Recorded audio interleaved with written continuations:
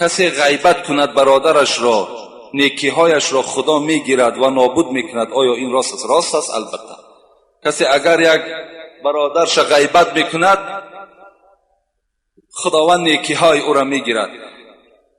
امام حسین ابن علی، بچه حضرت علی، امام حسین میگوید یک کس خبرش آورد که فلان همسایت را در فلان معرکه غیبت کرد.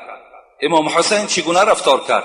میگوید در یک طبق پر از خرما کرد و خاندان این مردی که او را غیبت کرده بود همونجا رفت، در روایه میگوید زد.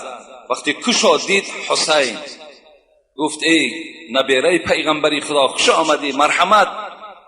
این گفت نه، گفت من خانه تو نمی درایم مگر من شنیدم که تو امروز آن مقدار حسناتی که داشتی همش را مرا دادی، من هم در عوض این نیکی تو به تو نیکی میکنم، این طبق خرما را قبول کن.